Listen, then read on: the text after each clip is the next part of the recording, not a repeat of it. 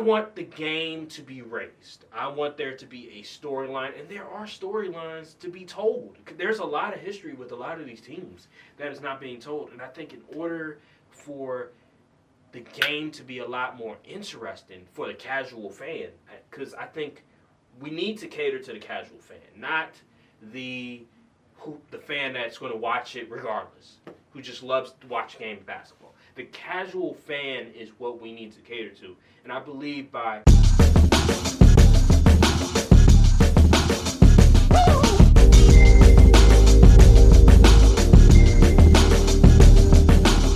we're going to start a series, and this is what I'm going to do. I am going to present you an argument. Okay. And this is a new series. It's called How to Save the NBA. I don't know if I'm going to be doing this every week, but every so often, I'm going to present Brian an idea on how to save the NBA. If I was the commissioner, what I would do. So, for this week, for this podcast episode, let me ask you this, Brian. So, what makes the NFL so great, Brian? Like, why do you care so much about your rival teams? Okay, because one, divisions actually matter. Playoff spots are limited. 14 teams make the playoffs as opposed to 16 in the NBA, even though the NFL has 2 more teams. Games, the season is shorter. Okay. And there's weekly games. Okay. So each game pretty much matters. And those division games, that makes division games even more significant. Okay. And why are you besides the point of, all right, division games matter and get in the playoffs. Like, why do you care, besides that, why do you care so much about like the Commanders? Like, why do you have so much animosity for these rival teams in your division so much? Because, like, division winners, you get an automatic bid in the playoffs, and it's just like, it's history between it. Like, a lot of times the divisions in the NBA don't really make sense. Even some teams on certain conferences, like Minnesota's on the Western Conference, but they're like in the Midwest region. But like, why? So it's like you don't really get it's not built up. Like, rivalry week in divisions is like a real thing. It's like, yeah, we got the Steelers fan. Like, yeah, we got the Ravens this week. Everybody knows it's gonna be a classic. But if there was a rivalry in the NBA, no one cares because the NFL promotes teams as a whole and orgs versus just players. NBA will, instead of doing like a I don't even know what the freaking, like, okay, for example, I know the Wizards and the Hawks are in the same division. Yeah. But they can't really promote Wizards of Hawks, so they would just do, let's say if it was Trae Young versus the blah, blah, blah, whoever on the Wizards. It doesn't really hit the same, you know what I'm saying? But you can say Ravens Steelers, it's always going to be a rivalry, exactly, history too, exactly. And they present it that way, and they're gonna play like it too. Yeah, right. Like the NBA tries to like manufacture some of these division or rivalry games, it just doesn't work. They either do it like, oh, it's a revenge game, or like they had history last year. Yeah. Oh, you remember that one incident? Yeah. During that game? Oh yeah. Now they're playing again. Oh, you remember the guy on social media? What he said? Yeah, right. It's just like, oh, they're playing that game. And then you won't even be able to watch the game because it's not being shown in your area and league pass blockouts and all that stuff. And also the fact that the NFL, I think the real fans will, only aspect of football people can say like is like the physicality, the big hits and people going across the field and getting smacked, and that part of the game is kind of dying off because they want to protect the offensive players because people like points scored. But at the end of the day, in football, 10 yards is 10 yards. A yard is a yard. A touchdown is going to be a touchdown. Field goal is going to field goal. That will never change. So if you like a fan of passing, it's going to be teams that's going to pass. If you like running, it's teams that like to run. But in the NBA, teams are going to shoot threes until the wheels fall off because at the end of the day, 3 points is worth more than 2. And if you make 40% of your three-pointers, you will get 12 points on 10 attempts.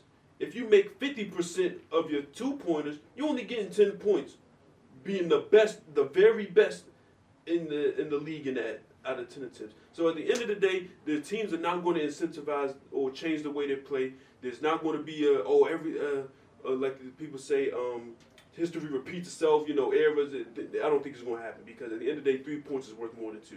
But in the NFL, there's going to be errors where it's going to be a passing league, there's going to be a running league, but it works because at the end of the day, a yard is a yard, a touchdown is a touchdown. No matter if it's passing, it's going to be the same 6 points, same 3 points, same yardage you got to go to. In the NBA, not so much.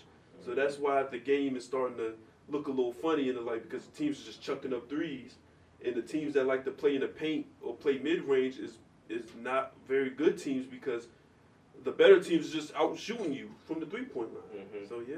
So continue the conversation we had with the viewership, but Let me get to my point. So I'm glad you brought up. The reason I brought up divisions is because this is one I want to get to. Divisions for the NBA and how I'm gonna continue my point on storylines. How can you create storylines that people would care about? Number one, I think it comes to divisions. You have to make divisions significant again. And I understood why they went away with the automatic you get home court advantage if you win your division in the NBA. But what it did do eventually, we didn't know at the time that was going to happen, is that you pretty much strip a lot of the significance when it comes to playing your division rivals, playing these division teams, because it's not about winning the division anymore. There's no significance. It's just like, oh, it's just a banner. Like, it doesn't really mean anything. So here is what I want to present you, an idea. And it's pretty much what they did before. But they took it away back in, I think it was after the Clippers versus the Spurs, that series, which had Tim Duncan, Kawhi in them, because those were considered 2 of the top 3 teams in the Western Conference, and they played each other in the first round. But I think they need to bring back some sort of reward for winning your division. Okay. So pretty much what they implemented back in 2007, where if you win your division, you get an automatic home court advantage. I think they need to do that. And the reason why is because you have to make these division games mean something. I'm watching the NBA, and a lot of these division games don't mean anything. Like Orlando plays the Wizards. Nobody cares a damn about that game at all. Nobody wants to see Orlando versus the Wizards. And I believe they need to do something to that realm because you got to get the players to really care about these games. You have to heighten the intensity of these games. And I don't see it. Like Suns versus Lakers, you would think the intensity of the game would be a lot higher. Not all the time. Maybe half of the time, maybe. Warriors versus Lakers. Warriors versus Suns. Sacramento Kings versus Warriors. It's just a lot of the time they're just playing through the motions. It's too much finesse going on. I want the game to be raised. I want there to be a storyline, and there are storylines to be told. There's a lot of history with a lot of these teams that is not being told, and I think in order for the game to be a lot more interesting for the casual fan, because I think we need to cater to the casual fan, not the fan that's going to watch it regardless, who just loves to watch game basketball. The casual fan is what we need to cater to. And I believe by bringing back an automatic bid for your division winner to have home court advantage will help the competitiveness of these division games. And I also want to do this. These division games need to be televised nationally, because in order to really tell a story, it cannot be on League Pass, because not everybody has League Pass. Not everybody's going to legally stream. People got stuff to do, and when things are not easily accessible, they're not going to go out their way to really try to find the game. So you have to do whatever it takes to make these division games just seen for everybody. And I believe they need to televise these division games a lot more. They need to tell the stories of the history of these teams and why they are division rivals. Just like with the NFL. The NFL does a great job of really telling the story of the NFC East, why they don't like each other. Past games that they had where it was like important playoff games, regular season games. The time Michael Irvin they went into Philly, and Michael Irvin, pretty much his career was over after it was like some hit that he took from Philly or something like that, and the Philly fans booed him. Stuff like that. It's important to tell a story, and I believe by bringing back automatic division winners can help raise the intensity of these division games and also make that casual fan want to tune in. But you have to also show them on nationally televised TV more. And you have, that's my idea. What would you think about it? Okay, so how would we do this outside of the first round? So would it go division win, then seeding? If say two division winners play against each other, would it go to seeding after that? It would go to seeding. So like how they did it before was division winners. So division winners, they get an automatic home court advantage. So but then you go off of like, all right, who has the better record? Okay. And that's how they determine, all right, who's the number 1 seed, 2, 3, 4 out of the 4 division winners. And this is for each conference. That's what they did. Okay, I got you. Okay. And it will be the top, obviously the top 4, they get home court advantage. Even when they even as of right now, they still do that where it's like the top 4 seeds get home court advantage. It'll be the same thing except the division winners will have the automatic home court advantage. The problem and why they took it away is because they want to make sure that the best teams don't go up against one another in the first round. But by doing that, you take away the just prestige of the division games, the division rivalries. And I believe they need to bring that back, in my opinion. It's a sacrifice, but I think it's a sacrifice that's gonna be good for the NBA. I just think Adam Silver is just sitting on his ass right now, not doing much, thinking about the wrong stuff, in my opinion. Like thinking that streaming will help. Don't get me wrong, I don't think they have a deal with Netflix. They have Peacock / NBC. They still have ESPN obviously, and they have Amazon. But in order to really get the casual fan to watch, you got to create storylines. You got to make it interesting for them to watch. It can't just be, well, we love basketball. That's not going to work. You have to make it interesting. And I think this is the one idea, and it's not really my idea. Like they had it before. I just want them to bring it back because at this point, it's just what they're doing is not working.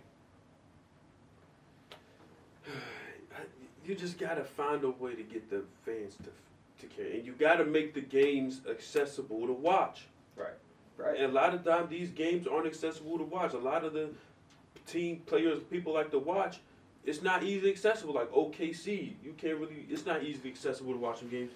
Minnesota, I know they was on primetime last night against the Warriors, but that's because they're playing the Warriors. Yeah. And so you can't even see a lot of the games. Like, if you want to see Giannis play, good luck trying to watch one of them Bucks games. And it's just like, how can you got to find ways to make games accessible without having to spend a whole bunch of money on League Pass, and even still, you still got to deal with blackouts. Mm-hmm. Why isn't there such things like how Red Zone has it, where they show highlights throughout all the games that's on? I think they have implemented that. They did implement, but people not really, they're not really watching. You have to pay, which Red Zone you have to pay as well. But it's way cheaper than Sunday ticket. And I think with Red Zone again, it's like one day. It's on a Sunday, so it's a lot easier. Like people, they know like, all right, Sunday Red Zone day. We're gonna watch Red Zone. But like NBA, it's like every night. It's something new. I think they call it crunch time or something like that, where they have like a bunch. It's like Red Zone literally, but like NBA format. But you're right. Everything, it's not easily accessible. I think also like regionally, like in terms of some of the teams that are in the Western Conference or in the Eastern Conference, you're like, why? Like New Orleans, I think should be in the East, not the West. Memphis in the West, why? Memphis in the West. It's just regionally, it just doesn't make a whole lot of sense. I think they could change some things up on that. What they should never do right now for the foreseeable future is add another team. They should not do that until they figure out how to get the casual fan more involved with watching the game, there should be no sort of idea of, you know what, let's have another team for like Las Vegas, or let's bring back Seattle. Like, there shouldn't be any sort of like talk about expansion until they figure out how to get the casual fan back to watching the games consistently. And that's my first idea. We're going to continue the series. I'll probably do something else next week, but that was the first idea I wanted to come up with, because I just watching the NFL and even college football, and the amount of rivalries that I saw last week, and how much the young players cared. Like, they was fighting after the game. A lot of the stuff I don't condone, but like, you could tell they really cared. Ohio State and Michigan.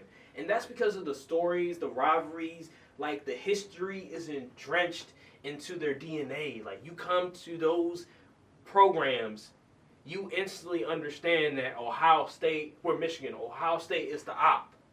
We don't like them. Michigan State is the op. We don't like them. That's what the NBA is missing. The only rivalry right now in the NBA that's still running off of like nostalgia and history is Lakers versus Celtics. But it's really the fans that are driving it. It's not the players, and that's the problem. You have to care about these things. And there's no precedent. There's no like history. It doesn't seem like. I feel like the older generation of players need to also hold these players accountable. They try, but they always. Oh, you mean with the vets and stuff? That, and also the guys that used to play, like the They OGs. try to, but they always get called haters and old heads. So I mean, what can you do? But yeah, I feel like they should come to the practice facility and give them a speech. They probably do. We making $10 million on the low end. Who cares? And you know what my argument would be like? Do you want to continue to make that money? Because if you continue to not care, guess what? We're gonna lose money, because with viewership going down, guess what these TV partners are gonna do? They're gonna come to the negotiation table and they're gonna say, yeah, our TV numbers are down, so we want to pay less for your product. And the NBA is gonna be like, damn. Well, if nobody's gonna take our offer, we gotta take less. So yeah, man, I'm just saying, like, they better be careful. The NBA the TV numbers may be down, but the advertisements is through the roof. Yeah, no doubt. But they make most of their money off of the TV deals, and if they aren't careful, the NBA, dog, I'm not gonna say it's not a dying product, but it's declining. Yeah, it's not what it was. The sentiment was. is changing. Yeah, the dialogue and just the talk around the NBA is definitely changing a lot. It's not for the better. Remember what Kendrick talked about? He was talking. I remember Kendrick, the whole him and Drake battle, where they were talking, where Kendrick was pretty much lamenting to the fact that Drake was what's wrong with hip hop, and Kendrick is trying to keep the what made hip hop great, what made hip hop such an amazing genre to really to listen to and to really try to make music off of.